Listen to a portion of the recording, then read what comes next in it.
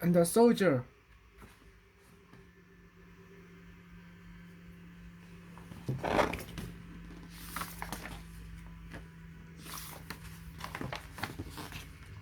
He was a Kiwi soldier from his born in New Zealand. She was a tortoise under near a bombed hospital in Salonika, possibly in Greece. The paths crossed one day, more than 1,000 years ago.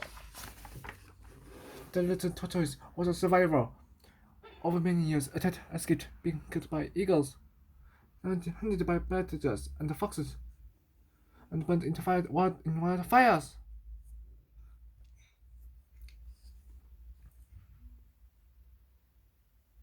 No.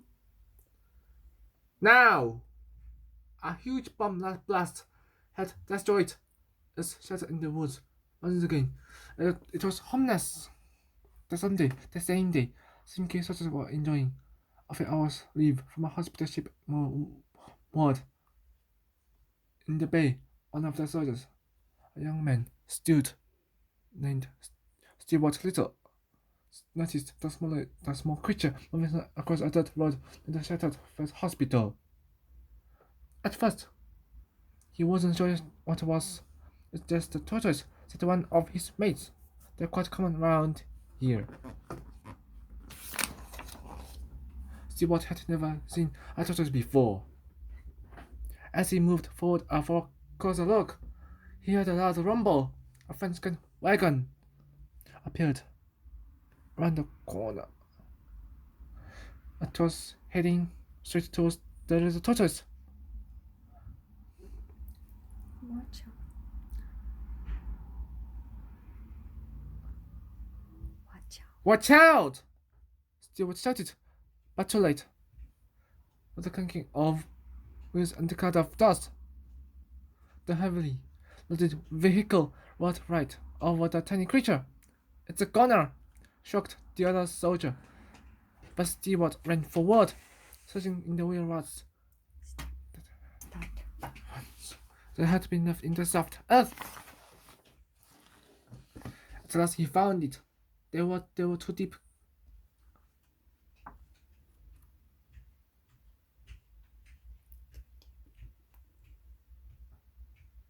Gauges around wheels had passed over a shell. Sometimes were missing, alive, but injured. The tiny tortoise was struggling to walk, lifting it carefully out of the dust, his hands serving as a stretcher. Stewart carried it stranger to safety. Oh, the battlefields were in Europe. The cost of war was felt in countries all over the world. Many soldiers from New Zealand had lost their lives at Gallipoli. The call had been made for more Kiwi troops. A few months earlier, Stewart had been faced with a different choice. He said to his younger brother, "You want to volunteer, but I don't want to have to shoot anyone." "Me neither," Neil confessed. "But if we don't sign up, well, be could shock us or worse. There must be some way we can do our bit." Stewart said. The answer came a few days later. On 23 October 1915, a transport ship, the Marquette,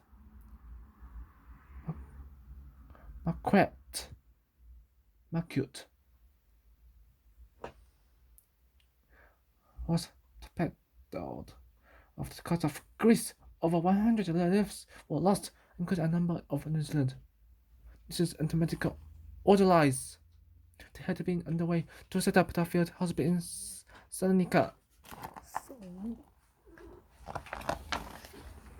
When they read news of the tragedy, the brothers had the same thought. The medical staff were going to help care for the wounded. Perhaps they too could authorize themselves in that way. Within days, Stewart and Neil had enlisted in the ambulance corps. In December 1915, they sailed out of London Harbour on a hospital ship, Marama, unsure of what experiences and challenges that lay ahead. When the ship arrived at Alexandria in Egypt, hundreds of wounded had been evacuated from Gallipoli. Trained orderlies helped care for shiploads of injured soldiers who were being transported to hospitals in England. Sometimes, all they could do was listen. All they could do was listen And keep. and give comfort to those who would not survive the journey. In 1916, the Marama set for Saloniki, arriving at the Greek port the morning of the bombing raid. The field hospital had been badly damaged. The ship was to serve as a temporary base hospital. Remembering the fate of the Mercute only months before, and exhausted from their work at sea, the staff looked forward to spending night time on shore. It was then that Stewart first saw the tortoise, and the lifelong companionship began. Returning to the ship, Stewart set about nursing the tortoise back to health. He put ointment on his damaged feet, and when it raised its head and looked in his eyes, and smiled and said, "Don't worry, Totty, I'll take care of you." As Stewart wasn't sure what to feed the tortoise, he asked some old man on the waterfront for advice. In broken English and the sign language, they told him the tortoises ate many green leaves and fruit. How what do you think? How what do you think it is? Stewart asked. God has examined the tortoise's damaged shell in the shape of a tail. They decided the tortoise was about 100 years old, and she still had many years of life ahead. Stewart thought of the many soldiers who died before their 20th birthday. If I can keep this tortoise alive, he thought, I remember those young men for the rest of my life. After leaving Salonika with more injured soldiers and one officer said patient, the Marama helped transport the wounded from the battlefields of the Somme.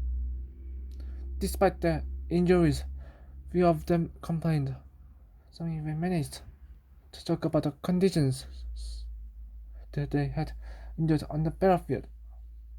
This medicine tasted better than that part we had crust and egg. Biscuits mixed with muddy water from a shell hole.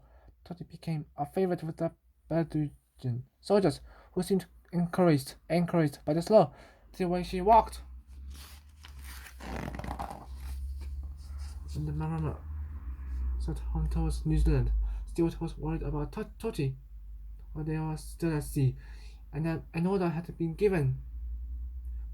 Because of quarantine rules, no pets will be allowed on shore. I didn't hear that. I didn't hear that. I didn't hear that. I didn't hear that. Stewart whispered as he held Totty in his hands. Luckily, the weather had become cold and Totty was in hibernation. Also, he risked being punished for defying an order. Stewart carried Totty ashore. Tuxnock ended up in his good back. And the Marama was due to sail again. Stewart had to leave to live with his family. If I don't make it big, if I don't make it back home, he said.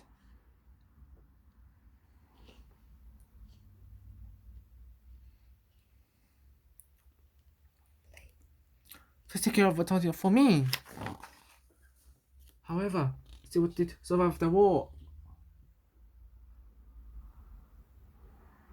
and returned home in 1918. Life for Stewart was now more settled, but TORTY was still not out of danger. While living in Dunedin. Dunedin, TORTY was stolen and sold to a circus. Okay, she was rescued by the shop-out policeman, recognized her scars, and returned to Stewart's family. One autumn, TORTY hibernated under a pile of dry leaves.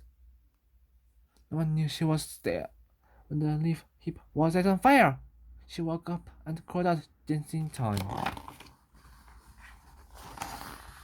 While living near a beach, TORTY wandered out of the garden in the sand hills and got lost. After 3 days of blazing sun and no water, sisters gave up hope of finding her alive. Then, by chance, a young girl stopped her toe on a strange shell in the sand. Looking closer, she exclaimed, "Is that missing tortoise? Also weak and dehydrated." TORTY's life was saved once again. Years later, TORTY surprised everyone by laying an egg. Perhaps she's lonely and needs a mate, they thought.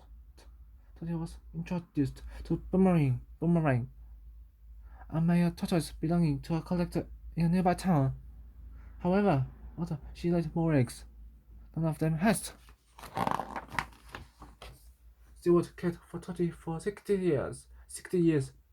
She seemed to recognize the scent of his car, and when he came home, she would lift a heart to welcome him.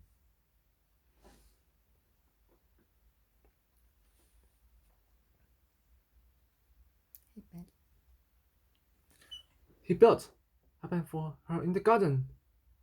When it rained, Stewart dried her with a towel. She learned to stretch her head and legs, as if trying to make the task easier for him. Don't want you getting strange foot, he was sometimes to say. In the evenings, he'd bring her inside to sleep in a small box in the hot water cupboard. One night, in heavy rain, our neighbor noticed that TORTY was still waiting outside. Something's wrong, he thought. In the family checked the house. They found that Stewart had died that day. In her way, the tortoise had passed on his final message. Over 100 years have passed by since the bombing of the field hospital at Salonika, but the little Greek tortoise still lives on in New Zealand. Steward's military service did not distinguish him from dozens of other Kiwi who served in Different way. In WW1. in different ways. World War One. WWI in different ways. However, in simple act of kindness in a foreign landers provided the last living thing with those who lost their lives in that 100 years ago.